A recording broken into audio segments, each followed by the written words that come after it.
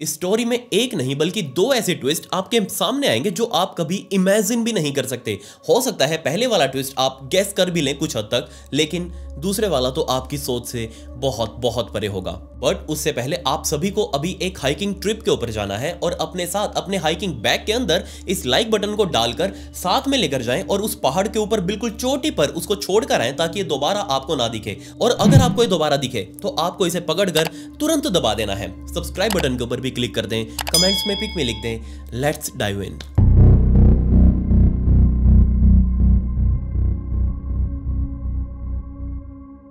इस पूरे इंसिडेंट को समझने के लिए हमें ऑस्ट्रिया में जाना पड़ेगा और दिन था 9 अगस्त 1989 यानी कि 9 अगस्त 1989 का, जब 23 साल का डंकन मैकफियरसन अपनी लाल रंग की गाड़ी लेकर सीधा ऑस्ट्रियन एल्प्स के पहाड़ों की बीच में मौजूद वैली की एक पार्किंग में पहुंचा। वहां गाड़ी पार्क करके जैसे वो अपनी गाड़ी से बाहर निकला, अपना बैग उसने साथ में निकाला और बैग अपनी कमर पर टांग कर सामने का नजारा देखकर वो लिटरली पूरा कंफ्यूज हो चुका था, क्योंकि इससे खूबसूरत चीज उसने आज तक नहीं देखी थी। ऑस्ट्रियन एल्प्स के पहाड़ जो पूरी दुनिया के अंदर फेमस है और डंकन इन्हीं पहाड़ों के बीच में मौजूद वैली के अंदर खड़ा होकर सामने मौजूद इन पहाड़ों के ऊपर पड़ी हुई बर्फ की फील ले रहा होगा। और ये फील आप या मैं अपनी जिंदगी में कभी ना कभी जरूर लेना चाहेंगे। बट ये डंकन यहाँ ऑस्ट्रिया से नहीं था, ये कनाडा से यहाँ पर घूमने आया था और कनाडा में रहते हुए ये आइस हॉकी का एक बहुत ही कमाल का प्लेयर। और 1984 में डंकन ने वहीं कनाडा की टीम में रहते हुए आइस हॉकी टूर्नामेंट्स काफी सारे लड़े और ना सिर्फ लड़े बल्कि काफी सारे टूर्नामेंट्स के अंदर बहुत ही अहम रोल अदा किया। वहां की टीम को जिताने के लिए अपनी पूरी जी जान लगा दी।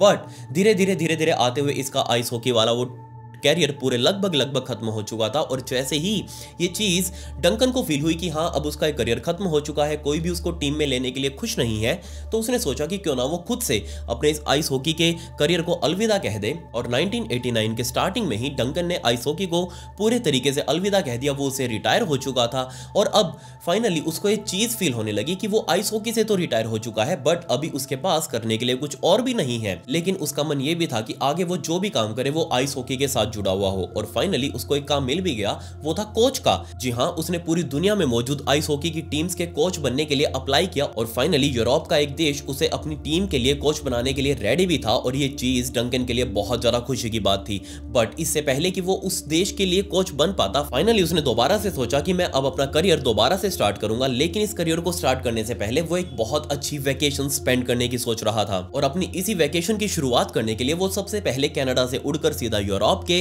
ऑस्ट्रिया में पहुंचा और वहीं पर ऑस्ट्रियन एल्प्स से ही उसकी अब वैकेशन की शुरुआत होने वाली थी। और यहीं से वैकेशन खत्म करके वो सीधा स्कॉटलैंड चला जाता, जहां पर उसको अपनी नई नौकरी यानी कि स्कॉटलैंड की आइस हॉकी टीम का कोच बनना था। तो 9 अगस्त 1989 की दोपहर तक अपनी गाड़ी उस पार्किंग एरिया के अंदर पार्क करने के बाद फाइनली डंकन अपनी गाड़ी से बाहर निकला। उसने अपनी कमर के ऊपर अपना बैग टांगा और सामने ऑस्ट्रियन एल्प्स के वो पहाड़ देखने लगा। अब ना सिर्फ डंकन इन पहाड़ों को देख रहा था, बल्कि उसका प्लान था इन पहाड़ों पर मौजूद बर्फ के ऊपर स्नोबोर्डिंग करना, स्कीइंग वगैरह करना। और इसके लिए उसने पहले से ही वहां मौजूद काफी सारी कंपनी से बात की हुई थी कि कौन उसे अच्छे पैकेज के अंदर अच्छे तरीके से स्की वगैरह सिखा सकता है या फिर कोई और उसे स्नोबोर्डिंग वगैरह खुद से करवा देगा। सो सबसे पहले डंकन वहां से भागते हुए सीधा एक गोंडोला स्टेशन पर पहुंचा। आपने देखे होंगे कि पहाड़ों के ऊपर ऐसे सीधा चढ़ाई चढ़ना बहुत नामुमकिन जैसा होता है, क्योंकि हर कोई इस चीज को नहीं कर पाता, हर कोई पहाड़ों के ऊपर ऐसे नहीं चढ़ पाता। इसलिए पहाड़ों के ऊपर चढ़ने के लिए वहां लोगों ने अपने अपने गोंडोलाज वगैरह लगाए होते हैं। ये एक तरीके की बकेट सी होती है जिसके अंदर लोग खड़े होकर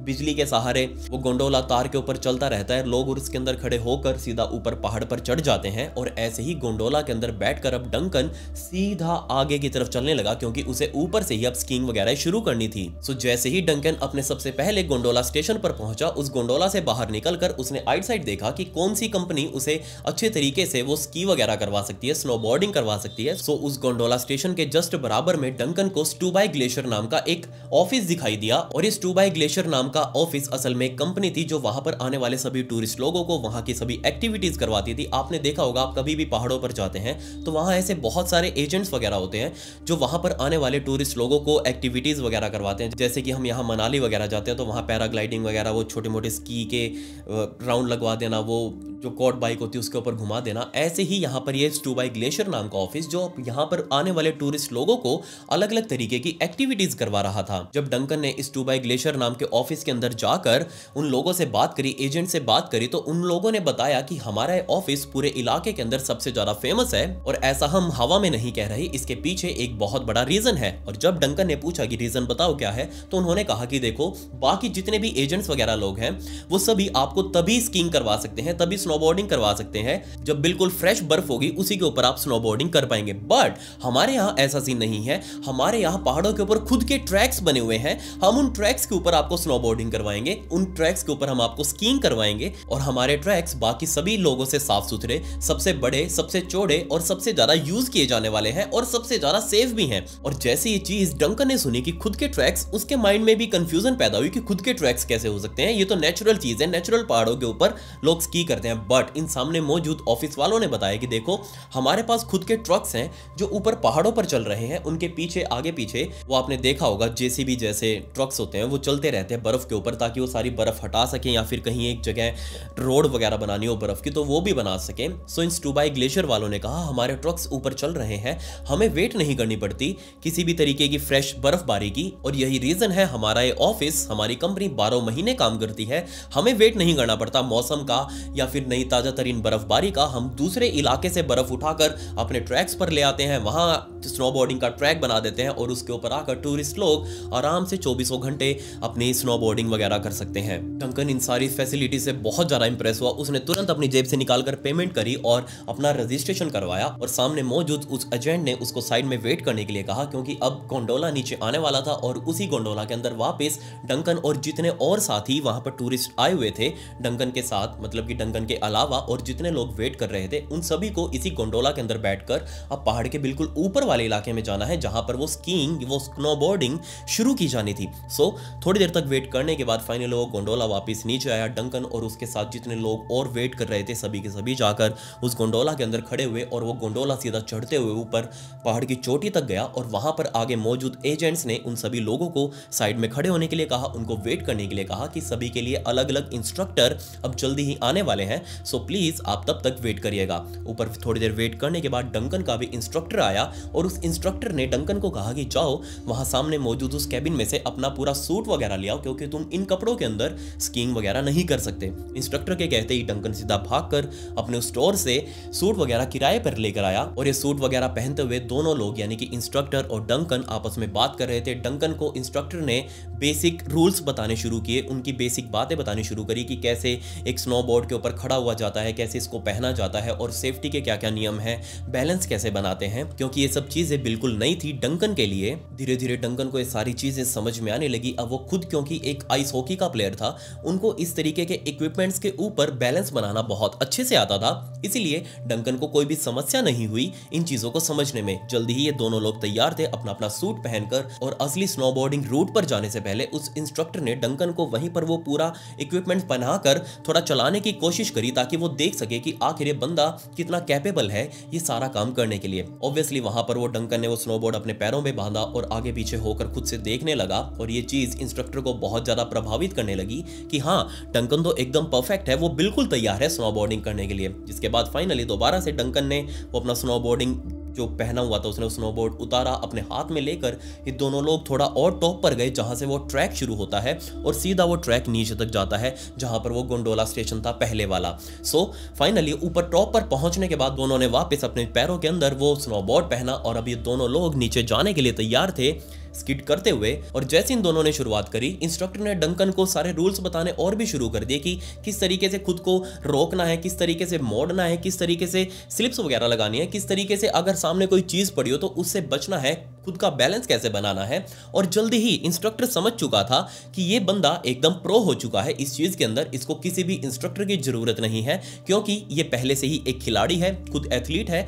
इसको अपने शरीर का बैलेंस बनाना बहुत अच्छे से आता है। पूरे रास्ते में उस इंस्ट्रक्टर ने डंकन की बहुत सारी तारीफें करी और जल्दी ये रास्ता पूरा हुआ। ये सामने मौजूद गोंडोला स्टेशन पर जहां पर इनका स्टॉप होने वाला था वहां तक ये दोनों लोग स्किड करते करते पहुंच चुके थे।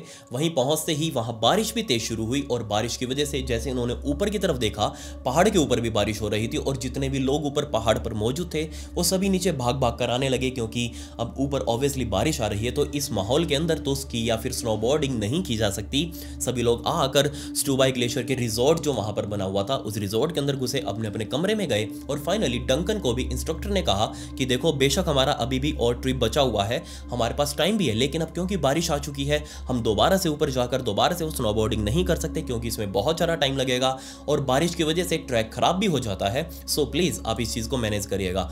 डंकन ने कहा कोई दिक्कत नहीं है, चलो हम अंदर चलकर दोनों खाना वाना खाते हैं, क्या पता बारिश रुक जाए और उसके बाद भी हमारे पास टाइम हो, दोबारा से हम ऊपर जाएंगे और दोबारा से स्की करेंगे। अंदर कैफेटेरिया में जाते ही उस इंस्ट्रक्टर ने नोटिस किया कि डंकन ने जो स्वेटर डाली हुई है वो बारिश की वजह से पूरी गीली हो चुकी है और ऑब्वियसली यहाँ पूरे चांसेस हैं कि डंकन को बुखार वगैरह हो जाएगा, उसको ठंड लग जाएगी। तो उस इंस्ट्रक्टर ने कहा कि मेरे ऑफिस के अंदर मेरे पास और भी स्वेटर्स पड़ी हैं, तो तुम ये स्वेटर जाकर मेरे ऑफिस में चेंज कराओ, ये तुम्हारे वाली स्वेटर निकाल कर वहीं टांग देना, हो सकता है रात तक सूख जाए और वहां जो स्वेटर पड़ी हो उसको पहनकर वापस आ जाना, हम खाना वाना खा लेंगे।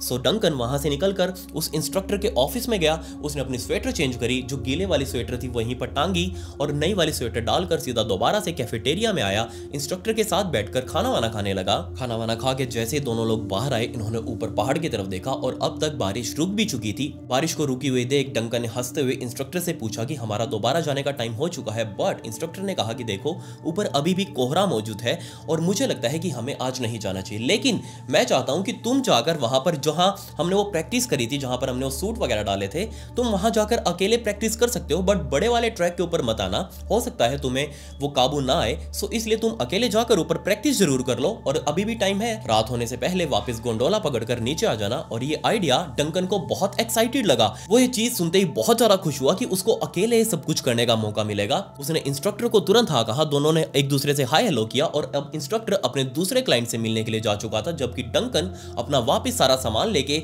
उसी गोंडोला में बैठकर दोबारा से ऊपर की तरफ गया, जहां से वो ट्रैक दोबारा शुरू होता है। वहीं उस फ्लैट वाले एरिया में जाकर जहां पर उन्होंने वो सूट वगैरह पहले पहना था, वहीं पर जाकर डंकन ने सूट वगैरह डालना शुरू किया और अब डंकन तैयार था स्नोबोर्डिंग करने के लिए, वो भी बिल्कुल अकेले। सो अगला दिन आ चुका था। इंस्ट्रक्टर जो कि सुबह सुबह उसके पास अपने ऑफिस से कॉल आई कि तुम जल्दी से ऑफिस में आ जाओ, क्योंकि तुम्हारी आज की आइटनरी पूरी तैयार की जा चुकी है। आइटनरी आपको पता होगा पूरे दिन के अंदर उस इंस्ट्रक्टर को क्या क्या करना था, किस किस क्लाइंट से मिलना था, कहां कहां उसको रूट प्लान करने थे, किस किस को स्नोबोर्डिंग सिखानी थी, वो सारी एक पेपर के अंदर लिखी हुई थी। और इंस्ट्रक्टर अपने ऑफिस के अंदर जल्दी जल्दी उठा, अपना तैयार होकर जल्दी से उसी कैफेटेरिया में आया, वहां आकर कॉफी पीने लगा और कॉफी पीने के बाद वो वहां से निकलकर मेन ऑफिस में गया, वहां जाकर आइटनरी देखी। उस आइटनरी के अंदर सबसे पहला नाम था डंकन मैकफियरसन, जी हां, जिसे वो कल मिला था और उसको याद था कि हां डंकन बहुत अच्छा खिलाड़ी है और उसके साथ दोबारा से स्नोबोर्डिंग करने में मजा आएगा।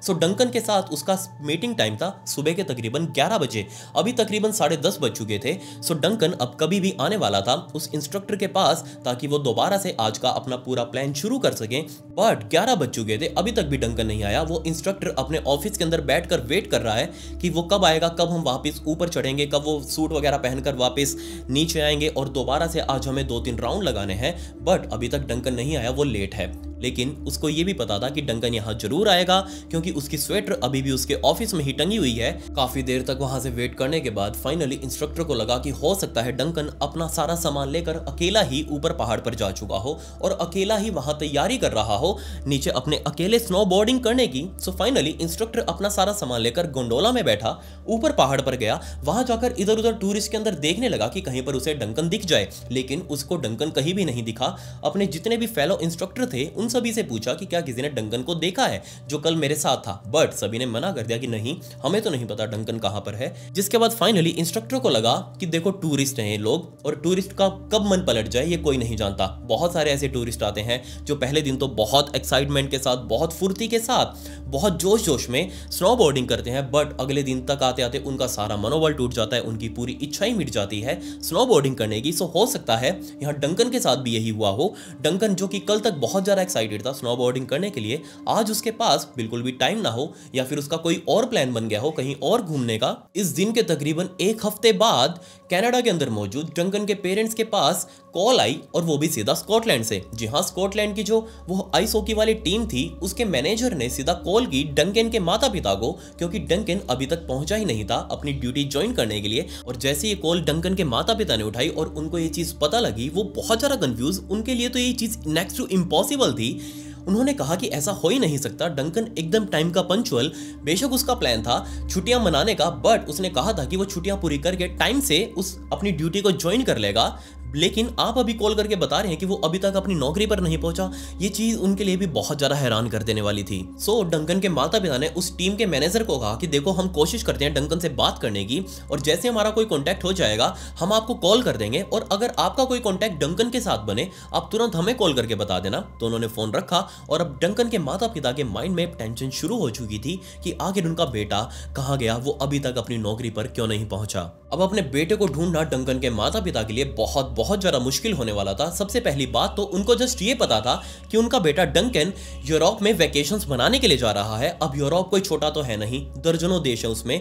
वहां पर कौन से देश में गया है वेकेशन मनाने के लिए, ये डंकन ने अपने माता पिता को नहीं बताया। और दूसरी बात ध्यान रखिएगा, ये टाइम था 1989 का, और उस टाइम पर मोबाइल वगैरह इतने कॉमन नहीं हुए थे। बेशक दुनिया के अंदर आ चुके थे, लेकिन ऐसे भी नहीं थे कि हर कोई बंदा उसको लेकर घूमे। इसलिए डंकन के पास उस टाइम पर कोई मोबाइल फोन नहीं था। उस टाइम पर जो लैंडलाइन वगैरह चल रहे थे, मतलब ये था कि डंकन के माता पिता कहीं फोन वगैरह करके भी नहीं पूछ सकते थे कि आखिर डंकन कहाँ गया है। तुरंत डंकन के माता पिता कनाडा में ही अपने लोकल पुलिस स्टेशन पर गए। वहां जाकर अपने बेटे की मिसिंग रिपोर्ट दर्ज करवाई, और उन पुलिस वालों ने यूरोप के इंटरपोल से बात करी कि इस तरीके से हमारे देश का एक 23 साल का लड़का डंकन मैकफियरसन वो गायब है। बट यूरोप के इंटरपोल वालों ने यहाँ कुछ खास मदद नहीं करी। उन्होंने कहा कि देखो, आप लड़के के बारे में बात कर रहे हैं, वो उस लड़के की उम्र है 23 साल, वो वेकेशन बनाने के लिए यूरोप आया हुआ है। सो अगर उसने एक दिन अपनी नौकरी नहीं ज्वाइन करी तो हम इसके लिए पूरा का पूरा सर्च अभियान नहीं छेड़ सकते यूरोप के अंदर, क्योंकि लड़का पढ़ा लिखा है, लड़का अडल्ट है। सो हो सकता है उसने अपनी वेकेशंस एक्सटेंड कर दी हो सकता है उसका कोई और प्लान बन गया हो, वो कहीं और चला गया हो घूमने के लिए, वो यूरोप में हो ही ना।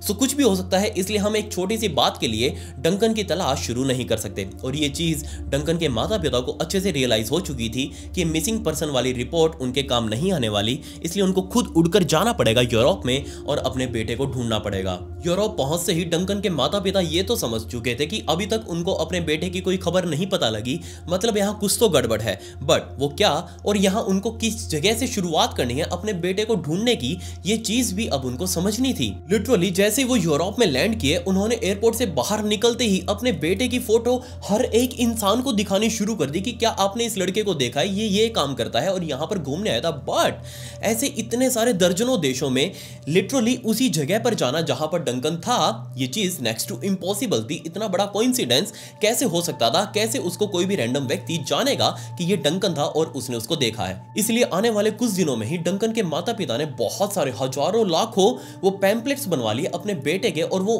पैम्पलेट्स लिटरली वो हर जगह अपने साथ लेकर जाते, और जहां भी उनको ये जगह जरूरी लगती कि हाँ यहाँ पर भीड़ भाड़ है, वहां पर वो उन पैम्पलेट्स को फेंक देते, या फिर जो लोग वहां पर खड़े होते उनको देते और कहते कि अगर किसी को भी डंकन के बारे में कुछ पता चले तो प्लीज आप हमसे कांटेक्ट जरूर करिएगा।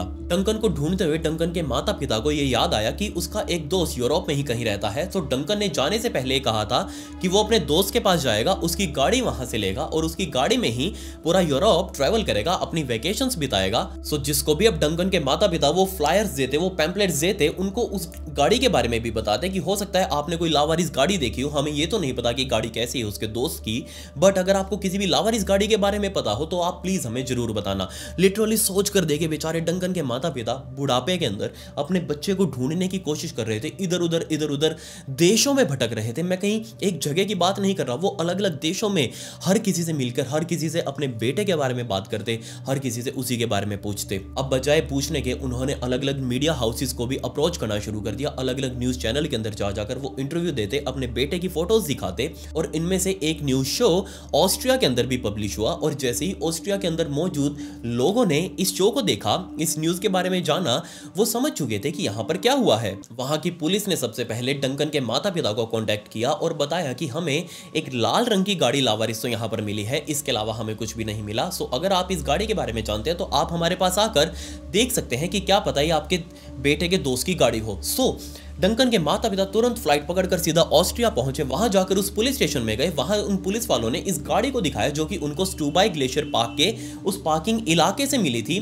लावारिस खड़ी हुई क्योंकि एक हफ्ते से ज्यादा टाइम बीत चुका था। इस गाड़ी को कोई लेने नहीं आया, तो पार्किंग वालों ने इस गाड़ी को पुलिस में रिपोर्ट कर दिया और पुलिस वाले इस गाड़ी को टो करके सीधा अपने साथ ले गए और वहां अपने कब्जे में रखी। अब जैसे ही डंकन के माता पिता ने उस लाल रंग की गाड़ी को देखा तो उनको भी समझ नहीं आया कि क्या ये गाड़ी वही है, क्योंकि उन्होंने कभी उस गाड़ी को देखा ही नहीं, उसके बारे में कभी डंकन ने उनको बताया ही नहीं। सो वो कैसे पुलिस वालों को बता सकते हैं कि यही वो गाड़ी है। बट पुलिस वालों ने जब उस गाड़ी के अंदर मिले हुए सामान को डंकन के माता पिता के सामने रखा, उनकी लिटरली आंखें चौंधिया चुकी थी कि जो वो चीज देख रहे हैं क्या वो सच में सच भी है या नहीं, क्योंकि उन्होंने अभी अभी सामने एक पासपोर्ट रखा और वो पासपोर्ट किसी और का नहीं बल्कि डंकन का ही था। इसके अलावा उसके साथ में गर्लफ्रेंड की एक फोटो भी, जो कि ऑब्वियसली वो कनाडा की ही थी और डंकन के माता पिता उसकी गर्लफ्रेंड को बहुत अच्छे से जानते थे, वो उनके घर भी आती जाती थी। इसके अलावा सड़े हुए फलों की एक छोटी सी थैली जिसके अंदर काफी सारे सेब थे जो कि अब सड़ चुके थे और डंकन को सेब खाना बहुत बहुत ज्यादा पसंद। ये तीनों चीज देखते ही डंकन के माता पिता समझ चुके थे कि हाँ यही गाड़ी है और ये सारा सामान डंकन का है। अगर आपको ये सामान मिला है तो डंकन आखिर कहां पर है? पुलिस वालों ने कहा कि देखिए अब तो शाम हो चुकी है, आज हम इसके बारे में कुछ भी नहीं पता कर सकते कि आखिर डंकन के साथ क्या हुआ होगा, बट हम आपको श्योरिटी देते हैं कि हम डंकन के बारे में जानने की पूरी कोशिश करेंगे। एक बहुत बड़ा सर्च ऑपरेशन चलाएंगे जहां पर हमें एक गाड़ी मिली है, वहां लोकल लोगों से पूछेंगे, हमें कुछ ना कुछ आंसर जरूर मिलेगा। ये बात सुनकर डंकन के माता पिता को एक उम्मीद बंधी कि हाँ उनको फाइनली पता लगेगा कि उनका बेटा कहां पर है। वो फाइनली पुलिस स्टेशन से बाहर निकले, पास ही के एक होटल में गए, होटल में कमरा रेंट पर लिया क्योंकि अगले दिन सुबह सुबह उनको वो सर्च ऑपरेशन के अंदर शामिल होना था, अपने बेटे को ढूंढने के लिए निकलना था। होटल में चेक इन करने के बाद रात के टाइम पर ये दोनों यानी कि डंकन के माता पिता होटल से बाहर निकले, अपने हाथ में वही बहुत सारे पैम्पलेट्स लेकर और इधर उधर बांटने लगे और बिल्कुल बिल्कुल कोइंसिडेंटली, बिल्कुल रैंडमली उन्होंने एक फ्लायर किसी और को नहीं बल्कि उसी इंस्ट्रक्टर को दिया जिसने डंकन को वो स्नोबोर्डिंग करना सिखाया था। और जैसे ही उस इंस्ट्रक्टर ने वो फ्लायर देखा, वो पैम्पलेट देखा, उसके अंदर मौजूद डंकन की फोटो को देखा, वो तुरंत पहचान चुका था कि हाँ यही वो आदमी है जिसको मैंने वो स्नोबोर्डिंग सिखाई थी तकरीबन 10 दिन पहले और वो अभी तक वापस लौट कर नहीं आया। उसकी स्वेटर अभी भी मेरे ऑफिस के अंदर टंगी हुई है। ये सारी चीजें उसने डंकन के माता पिता को समझाई कि हाँ यही वो व्यक्ति है, ये मेरे से ही स्नोबोर्डिंग सीख कर गया था, आप इसके माता पिता हैं, आप यहाँ कहां से आए हैं और आखिर ये बच्चा अब कहां पर है। बट उसके माता पिता ने सारी चीजें उस इंस्ट्रक्टर को बताई कि कैसे वो खुद भी डंकन को ढूंढ रहे हैं। अभी तक डंकन ना ही अपनी नौकरी पर पहुंचा है, ना ही घर पहुंचा है, ना ही यहां पर उसका कुछ अता पता है। सोचकर देखिए अब इतने दिनों से बेचारे डंकन के माता पिता ढूंढ रहे थे कि आगे डंकन का कोई पता लग जाए, कोई तो सुराग लग जाए, और कोइंसिडेंटली उन्होंने अपना एक पर्चा सीधा उस व्यक्ति के हाथ में दिया जो डंकन से मिलने वाला, डंकन को आखिरी बार देखने वाला व्यक्ति था, यानी कि वो इंस्ट्रक्टर। डंकन के माता पिता उस इंस्ट्रक्टर के ऊपर और ज्यादा दबाव बनाने लगे, उससे पूछने लगे कि क्या आपको कोई तो चीज ऐसी याद होगी, उस टाइम पर डंकन का मूड कैसा था, वो किस तरीके की बातें कर रहा था, कहीं वो कुछ बहका हुआ तो नहीं था, कोई नशे वगैरह में तो नहीं था। बट उस इंस्ट्रक्टर ने कहा कि नहीं, मुझे तो ऐसा कुछ भी नहीं लगा, डंकन बिल्कुल नॉर्मल, वो अगले दिन आने का मुझसे प्रॉमिस भी करके गया था। उस शाम वो अकेले ही बारिश में ऊपर स्नोबोर्डिंग करने के लिए गया था, बट वो अगले दिन नहीं आया, ना ही मुझे उसके बारे में कुछ पता चला, और उसके बाद मैंने भी इस चीज को इग्नोर कर दिया, ये सोचकर कि डंकन हो सकता है यहां से कहीं और अपनी छुट्टियां बिताने के लिए चला गया हो। अगले दिन सुबह सुबह डंकन के माता पिता सीधा पुलिस स्टेशन पहुंचे। पुलिस वालों ने अपनी एक बहुत बड़ी टीम और साथ में लोकल वॉलंटियर से सभी इकट्ठा किए हुए थे, और ये सभी लोग अब एक जगह पर खड़े होकर ये विचार कर रहे थे कि कहां से अब ये सर्च ऑपरेशन शुरू किया जाए। बट डंकन के माता पिता ने सामने से पुलिस वालों को बताया कि कल रात को हमें वो लास्ट पर्सन मिला था, आखिरी आदमी मिला था जिसने डंकन को देखा था, और उसने बताया कि हम दोनों ऊपर स्टूबाई ग्लेशियर पार्क के ऊपर वो स्नोबोर्डिंग वगैरह कर रहे थे, तो हमें अपनी खोज अभियान वहीं से शुरू करना चाहिए। जिसके बाद पुलिस वालों की टीम, डंकन के माता पिता और वो लोकल वॉलंटियर सभी उस गोंडोला के अंदर सवार हुए, और वो गोंडोला सीधा उनको लेकर टॉप पर पहुंचा। और अब ये टॉप पर चारों तरफ लोग फैलकर पूरे पहाड़ के ऊपर डंकन को ढूंढ रहे थे, या फिर डंकन से जुड़ा हुआ कोई तो सुराग उनको मिल जाए। पूरा दिन उन्होंने अपनी जी जान लगाकर इस पहाड़ का एक एक इंच खंगाला, लेकिन डंकन का उनको कोई भी सुराग नहीं मिला। अगले दिन सेम पूरी की पूरी टीम ने मिलकर इस पहाड़ का आगे से लेके पीछे तक, ऊपर से लेके नीचे तक सब कुछ छान मारा, लेकिन डंकन का अगेन कोई भी सुराग नहीं मिला। और जब ये दूसरा दिन खत्म हुआ, रात के टाइम पर पुलिस वालों ने डंकन के माता पिता से कहा कि देखो सॉरी, बट हम इस सर्च को आगे कंटिन्यू नहीं कर सकते, क्योंकि ना ही तो हमारे पास इतना टाइम है, ना ही इन वॉलंटियर्स के पास इतना टाइम है, ना ही हमारे पास इतना पैसा है कि हम इस सर्च के ऊपर अपना सारा का सारा बजट लगा दें, क्योंकि एक इंसान को ढूंढना इतने बड़े इलाके के अंदर लगभग नामुमकिन है। क्योंकि जहां पर वो हो सकता था, जहां पर वो पैदल जा सकता था, वहां तक हमने सर्च किया, उसकी गाड़ी हमें मिल चुकी है, अब तो वो पैदल ही है, लेकिन जहां तक वो जा सकता था वहां पर वो है ही नहीं। मतलब हो सकता है डंकन खुद ही वापस इस दुनिया के अंदर ना आना चाहता हो, क्योंकि ढूंढा उसको जाता है जो गुम हुआ हो, उसको नहीं ढूंढा जा सकता जो खुद से गुम होना चाह रहा हो। बेशक पुलिस वालों ने या फिर लोकल वॉलंटियर ने मिलकर तो इस पूरे की पूरी सर्च ऑपरेशन को डिसकंटिन्यू कर दिया, वो रोक दिया था, लेकिन बेचारे डंकन के माता पिता, उनको अभी भी उम्मीद थी, और ये उम्मीद प्लस ये सर्च अभियान उन्होंने आने वाले पूरे 14 सालों तक सोच कर देखिए, 14 दिनों की बात नहीं कर रहा मैं, ना ही 14 महीने बोल रहा हूं, 14 साल 14 ईयर्स तक ये पूरा का पूरा सर्च ऑपरेशन कंटिन्यू किया। 2003 तक वो लगातार यूरोप आते रहे, कनाडा से बार बार स्टूबाई ग्लेशियर पार्क के ऊपर जाते रहे। अब तो ये हाल हो चुका था, जो भी ऊपर इंस्ट्रक्टर थे या फिर जो स्टूबाई ग्लेशियर पार्क का जो रिजॉर्ट था, इसके सारे के सारे एम्प्लॉइज, इसका सारा स्टाफ, ये सभी के सभी लोग अब इनको जानने लगे थे कि यहाँ पर ये लोग आते हैं, अपने बेटे को ढूंढने आते हैं, और ये सारे परिवार जैसे अब हो चुका था कि हाँ यहाँ पर ये आएंगे, इनको ऊपर लेके जाना है, ये खुद वहां पर बैठकर अपने बेटे को ढूंढने की कोशिश करेंगे, वेट करेंगे कि कब उनका बेटा आएगा। बट उनका बेटा 14 साल बीत चुके थे, अभी तक तो नहीं आया। जुलाई 2003 का टाइम आ चुका था, 14 साल बीत चुके थे डंकन को अभी तक गायब हुए। मोस्ट ऑफ द लोग सिर्फ डंकन के माता पिता को छोड़कर सब भूल भी चुके थे कि डंकन नाम का कोई व्यक्ति 14 सालों पहले गायब भी हुआ था। जुलाई 2003 के मिड में वहीं पर काम करने वाला एक एम्प्लॉई अपना सारा सामान लेकर एज ए इंस्ट्रक्टर ऊपर जा रहा था। अब मैंने आपको बताया था, एक तो वो फ्लैट सर्विस वाला था जहां तक गंडोला जाता था, वहां से अपना सारा तैयार होकर सारा सामान लेकर अपने स्नोबोर्ड्स लेकर ऊपर तक जाना था टॉप पर, और उस टॉप से नीचे स्किड करते हुए नीचे तक जाना था। सो वो एम्प्लॉई अपना सारा सामान लेकर अकेला ही उस गोंडोला से बाहर निकलकर ऊपर टॉप पर जा रहा था। बट गोंडोला से निकलकर ऊपर टॉप पर जाते जाते उसे बीच रास्ते में ही एक पीले रंग का कूड़े का बैग दूर बर्फ के अंदर पड़ा हुआ दिखाई दिया। अब क्योंकि ये लोग अपने इस पूरे पहाड़ को बहुत साफ सुथरा रखते थे, तो उस एम्प्लॉय ने सोचा कि हो सकता है यहाँ कोई आने वाला टूरिस्ट इस कूड़े के बैग को फेंक गया हो। उसकी रिस्पॉन्सिबिलिटी थी इस कूड़े के बैग को उठाकर सही जगह पर डंप करना। जैसे ही ये एम्प्लॉय उस कूड़े के बैग को उठाने के लिए उस कूड़े के बैग के पास पहुंचा और उसको उठाने की कोशिश करी, बट वो कूड़े का बैग नीचे तक धंसा हुआ था। और ना सिर्फ वो धंसा हुआ था, बल्कि वो एक्चुअल में कूड़े का बैग था ही नहीं, वो एक जैकेट थी, और उस जैकेट के अंदर एक पूरा का पूरा हाथ, एक पूरा का पूरा पैर, लिटरली एक ही जैकेट के अंदर एक पूरा का पूरा हाथ और एक पूरा का पूरा पैर। और जैसे ही उस एम्प्लॉय ने जैकेट को उठाया, पूरा का पूरा शरीर उस जैकेट के अंदर नीचे बर्फ के अंदर धंसा हुआ था। जैसे ये चीज उस आदमी ने देखी, वो तुरंत वहां से भागा, सीधा गोंडोला स्टेशन पर गया, वहां जाकर नीचे फोन किया स्की रिजॉर्ट के अंदर, वहां अपने मैनेजर को बताया कि यहाँ ऐसे ऐसे एक डेड बॉडी पड़ी हुई है। और जैसे उस मैनेजर ने सुना, वो तुरंत अपनी टीम के साथ गोंडोला के अंदर बैठा, ऊपर गया, ऊपर उस एम्प्लॉय से मिला, और वो एम्प्लॉय इन सभी व्यक्तियों को लेकर उस जगह पर पहुंचा जहां पर उसे वो पीले रंग की जैकेट दिखी थी। जल्दी स्की रिजॉर्ट के स्टाफ ने पुलिस वालों को वहां पर बुलाया, पुलिस वालों ने आकर इस लाश को अपने कब्जे में लिया। ऑब्वियसली ये लाश बहुत ही इंटैक्ट कंडीशन में थी, लेकिन बहुत बुरी हालातों में भी थी। बुरी हालातों में क्यों थी वो मैं अब आपको आगे बताऊंगा। बेशक ये इंटैक्ट कंडीशन में थी, बर्फ के अंदर लाश कभी भी सड़ती नहीं है। आपने सुना होगा सैकड़ों सालों पुरानी लाशें मिली हैं बर्फ के अंदर रखी हुई जो कभी भी सड़ी ही नहीं। ये लाश भी सड़ी हुई नहीं थी। इस लाश को जैसे ही पुलिस वालों ने देखा, इसको पोस्टमार्टम के लिए नीचे लेके आए, और पुलिस वालों को एक बहुत ही अजीब सी चीज पता चली, और इसके बिहाफ पर ही पुलिस वालों ने अंदाजा लगाया कि बेचारे डंकन के साथ क्या हुआ होगा, क्योंकि डीएनए रिपोर्ट से कंफर्म हो चुका था कि ये लाश किसी और की नहीं बल्कि डंकन की ही है। 14 सालों पहले 9 अगस्त 1989 की शाम को जब ये दोनों लोग यानी कि डंकन और वो इंस्ट्रक्टर खाना खाकर कैफेटेरिया से बाहर निकले, और उन्होंने ऊपर पहाड़ की तरफ देखा जहां बारिश तो रुक चुकी थी, लेकिन ऊपर अब काफी घना कोहरा आ चुका था, जिसकी वजह से इंस्ट्रक्टर ने ऊपर जाने से मना कर दिया कि हम कल चलेंगे, लेकिन तुम अकेले जा सकते हो ऊपर प्रैक्टिस करने के लिए। और ये चीज डंकन को बहुत अच्छी लगी।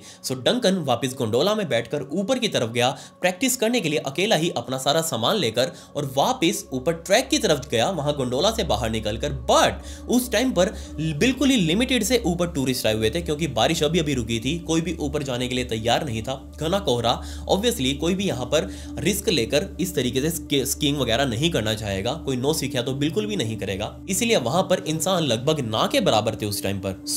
डंकन एकदम परफेक्ट खिलाड़ी, उसको लग रहा था कि वो ये सारा काम कर सकता है, इसलिए उसने वापस अपना सारा साजो सामान पहना, और पहनकर वो सीधा उसी ट्रैक के ऊपर गया जिस रूट पर उसने वो पहले भी स्नोबोर्डिंग की थी। सो अपना स्नोबोर्ड पैरों के अंदर पहनकर इधर उधर देखकर घने कोहरे में, बेशक उसको ज्यादा दूर का नहीं दिख रहा था, लेकिन फिर भी उसने अपने पैरों के नीचे स्नोबोर्ड पहनकर नीचे की तरफ स्किड करना शुरू किया। बेशक वो बहुत धीरे धीरे स्किड कर रहा होगा और किसी ना किसी पॉइंट पर आकर बेचारे डंकन का पैर मुड़ा और वो वहीं गिर गया। और गिरने की वजह से, उसके पैर के मुड़ने की वजह से उसके पैर की एक छोटी सी हड्डी वहीं टूट गई और उसको वहां बहुत भयंकर दर्द होने लगा।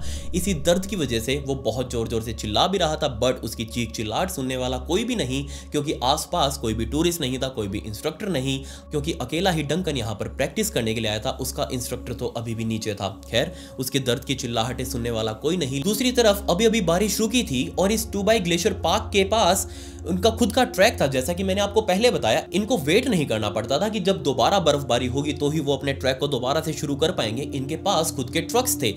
अब क्योंकि बारिश होते ही किसी भी ग्लेशियर के ऊपर, किसी भी बर्फीले पहाड़ के ऊपर बारिश होगी, तो बारिश की वजह से बर्फ बीच में से क्रैक हो जाती है, काफी जगह से टूट जाती है। इन्हीं क्रैक्स को आज हम क्रिवैस के नाम से जानते हैं। और इन्हीं क्रिवैस को भरने के लिए अब आप सोच कर देखिए, किसी स्नोबोर्डिंग ट्रैक के ऊपर बीच में कहीं ना कहीं क्रैक आ जाए तो ऑब्वियसली वो ट्रैक बंद हो जाएगा, उसके ऊपर कोई भी चल ही नहीं पाएगा। इसलिए ये टूबाई ग्लेशियर पार्क वाले अपने पास काफी सारे ट्रक्स रखते हैं, जो अपने ट्रक्स के अंदर दूर से कहीं बर्फ को भरकर लेकर आते हैं और इन क्रैक्स के अंदर भर देते हैं, ताकि एक क्रैक पूरा फिल आउट किया जा सके और उनका ये रूट 24 घंटे चलता रहे। और अब क्योंकि बारिश होकर चुकी थी, रूट के ऊपर काफी जगह क्रैक्स भी आए थे, इसीलिए अब इनके ट्रक्स दोबारा से काम पर लग गए। और काम पर लगे हुए ही एक और ट्रक अपने पीछे अपने अंदर बहुत सारी बर्फ भरकर नीचे से ट्रैक को प्लेन करते हुए आगे की तरफ बढ़ता आ रहा था। और अब सोच कर देखिए आप, घना कोहरा, वो ट्रक अपने ऊपर बहुत सारी बर्फ भी लिए हुए है। अब उसको आगे जितने भी ये क्रेवैस बने होंगे इस पूरे ट्रैक के ऊपर, उन क्रेवैसेस के अंदर सारी की सारी बर्फ भरनी है ताकि ट्रैक दोबारा से सुचारू किया जा सके। दूसरी तरफ घना कोहरा। तीसरा, उसको यह भी पता था कि कोई भी टूरिस्ट अभी तक ऊपर है ही नहीं। अब आप सोच कर देखिए, आगे डंकन जो अभी अभी यहाँ इस ट्रैक के ऊपर स्कीइंग करते हुए, स्नोबोर्डिंग करते हुए, जिसका पैर मुड़ा और वो आगे जाकर गिरा, उस वजह से उसका पैर टूट गया और उसको भी यहाँ कोई सुनने वाला नहीं है। लेकिन पीछे से ट्रक जो सीधा आ रहा था अपने पूरे रफ्तार के अंदर, इस ट्रैक को सुचारू रूप से जारी रखने के लिए अपने अंदर बहुत सारी बर्फ लेकर, और ना सिर्फ बर्फ उस ट्रक के ऊपर वाले हिस्से में लदी हुई थी, बल्कि उस ट्रक के पीछे काफी सारे बड़े बड़े ब्लेड्स भी लगे हुए थे, जो कि नीचे ट्रैक के ऊपर पड़ी हुई बर्फ को प्लेन करते हुए काट कर आगे निकल रहे थे। अब जैसे ये ट्रक थोड़ी और आगे चला, इस घने कोहरे में सामने मौजूद डंकन उसे दिखा ही नहीं। ये ट्रक आगे बढ़ते बढ़ते जैसे ही उस ड्राइवर को फाइनली दिखा होगा कि ये आगे डंकन बीच ट्रैक के अंदर बैठा हुआ है और बहुत जोर जोर से चिल्ला रहा है, लेकिन उसके पास इतना मौका नहीं था कि वो अपनी ब्रेक लगा सके। पहली बात तो वो ढलान के ऊपर काम कर रहा था, नीचे की तरफ वो जा रहा था। दूसरी बात, कोई भी गाड़ी ब्रेक मारने पर बर्फ के ऊपर इतनी जल्दी से नहीं रुकती। तीसरी बात, वो ट्रक था, उसके अंदर माल लोडेड, उसके अंदर बर्फ बहुत सारी भरी हुई है, इसलिए वो भारी हो चुका है। अब तो उसके लिए रुकना लगभग नामुमकिन। बट जैसे ही घने कोहरे को चीरते हुए उस ड्राइवर ने देखा होगा कि सामने डंकन बीच ट्रैक पर बैठा हुआ है और बहुत जोर जोर से चिल्ला रहा है, फिर भी उसने बचाने की कोशिश करी होगी, लेकिन बचाने की कोशिश के चक्कर में ही उसने अपना ट्रक घुमाया होगा, ट्रैक से बाहर निकाला होगा। बट इस ट्रक को घुमाने के चक्कर में ही लिटरली ये पूरा का पूरा ट्रक पास आउट तो हो चुका होगा, लेकिन पीछे जो इस ट्रक के ब्लेड वाला कंपार्टमेंट पूरा जो बंधा हुआ था और वो चलते हुए पीछे से काटते हुए आ रहा था इस पूरे ट्रैक को प्लेन करते हुए, वो ब्लेड वाला पूरा का पूरा कंपार्टमेंट बेचारे डंकन के ऊपर चढ़ गया और इसी की वजह से उसके पूरे शरीर के चिथड़े चिथड़े उड़ गए। सोच कर देखिए आप, यहाँ डंकन जिसकी पैर की हड्डी टूटी थी, वो बीच ट्रैक के अंदर बैठकर रो रहा था, मदद की गुहार लगा रहा था। तभी एक ट्रक आया, उसके पीछे बहुत बड़े बड़े ब्लेड्स घूमते हुए आ रहे थे और इस आते हुए ट्रक ने डंकन को बचाने के चक्कर में कट मारा। बट उस कट के चक्कर में वो अपार्टमेंट वो पूरा घूमा ही नहीं और घूमते घूमते वो सीधा जाकर डंकन के अंदर जा घुसा और उसने डंकन को अपनी पूरी चपेट में ले लिया। यहाँ तक भी कोई दिक्कत नहीं थी, डंकन अभी भी जिंदा था। बेशक उसके शरीर में काफी जगह चोटें लग चुकी थी, काफी जगह उसके बड़े बड़े ब्लेड्स घुस चुके थे, लेकिन फिर भी ये जो ड्राइवर जो इस ट्रक को चला रहा था, उसने एक बार भी रहम नहीं खाया। उसने जस्ट पीछे मुड़कर देखा होगा कि डंकन के साथ क्या हुआ है। वो बहुत ज़्यादा घबरा गया होगा। उसने वापस अपने ट्रक को घुमाया, जो बर्फ़ वो अपने साथ लेकर आया था उसने उस बर्फ़ को वहीं डंप किया, और जो अब यहाँ डंकन के खून से लाल बर्फ़ हो चुकी थी, साथ में डंकन खुद, उसने पूरे के पूरे उस बर्फ़ के इलाके को ही अपने ट्रक के अंदर लोड किया, इंक्लूडिंग डंकन। वो अपने ट्रक को चलाकर सीधा वापस चढ़ाई पर चढ़ाते हुए आगे एक बहुत बड़े क्रेवैस पर गया, जहां उसने अभी देखा लागी नया अभी क्रैक एक इसके अंदर बना हुआ है, तकरीबन 60 से 70 फुट गहरा। वो उस क्रैक के ऊपर गया और लिटरली सोच कर देखिए, डंकन के समेत उस बर्फ को, उस क्रैक के अंदर ही डंप कर दिया। बेचारा डंकन, जो हो सकता है अभी भी जिंदा हो, उस बर्फ के साथ ही वो तकरीबन 60 फुट नीचे उस क्रैक के अंदर जा गिरा। सोच कर देखिए आप, वो क्रैक कितना ही चौड़ा होगा, कितना क्लॉस्ट्रोफोबिक रहा होगा बेचारे डंकन के लिए। आपको कोई किसी क्रैक के अंदर घुसा दे और ऊपर से बहुत सारी बर्फ गिरा दे तो आपके लिए सब कुछ कैसा होगा। ऑब्वियसली ये कितना जरा क्लॉस्ट्रोफोबिक रहा होगा बेचारे डंकन के लिए, ये चीज हम इमेजिन भी नहीं कर सकते। खैर, बेचारे डंकन का पैर पहले ही टूटा हुआ था, पूरे शरीर पर उसके ब्लेड चल चुके थे, पूरा शरीर उसका हर जगह से कटा फटा हुआ था, इसलिए वो वहां से तो हिल नहीं सकता और ऊपर से हजारों किलो वजनी वो बर्फ भी उसके ऊपर आ गिरी थी। अब बेचारे डंकन का यहां से बाहर निकलना लगभग नामुमकिन। खैर, ये काम करके वो ट्रक वहां से वापस चला गया, अपने नॉर्मल काम के अंदर लग चुका था। बट डंकन बेचारा उसी क्रैक के अंदर फंसा रहा, उसी थ्रेड के अंदर फंसा रहा, उसी के अंदर फंसे फंसे उसकी मौत हो गई होगी। अब क्योंकि डंकन सतह से तकरीबन 50 से 60 फुट अंदर था, इसलिए उस सर्च ऑपरेशन के अंदर डंकन कभी सामने भी नहीं आया। लेकिन टाइम बीतता रहा और ग्लोबल वार्मिंग की वजह से टेम्परेचर बढ़ा पूरी दुनिया का और धीरे धीरे बर्फ पिघलती रही और पिघलते पिघलते ये पहाड़, ये पूरा का पूरा ऑस्ट्रियन एल्प्स का पहाड़ 50 से 60 फुट गहरा कम हो चुका था। मतलब वो जो 50 से 60 फुट जो उसकी चौड़ाई थी वो कम हो चुकी थी बर्फ की।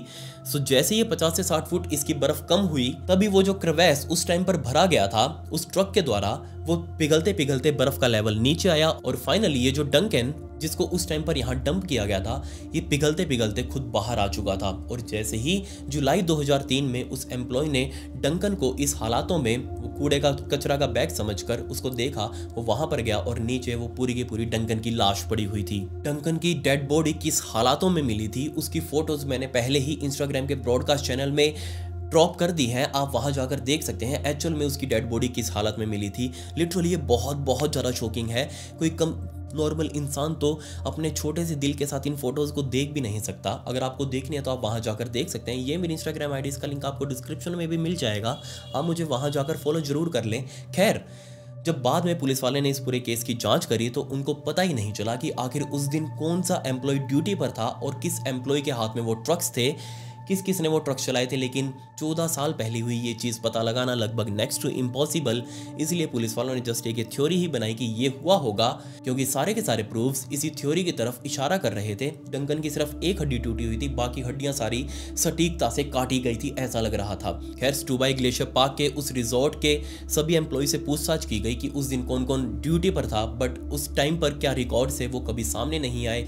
इसलिए पुलिस वालों को मजबूरन ये केस बंद करना पड़ा। एक डेड एंड पर पुलिस वाले पहुंच चुके थे कि आरोपी आखिर कौन है ये साबित कभी हो ही नहीं सकता। खैर, आप मुझे बताइए कि और इस केस के अंदर क्या क्या थ्योरीज हो सकती हैं, आपकी राय मुझे कमेंट्स में जरूर जाननी है। खैर, पिछली वीडियो का शाउट आउट रोशन गुरुंग को and comment pick me to get a shout out in next video. मिलते हैं अगली वीडियो में। ये वीडियो देखने के लिए धन्यवाद।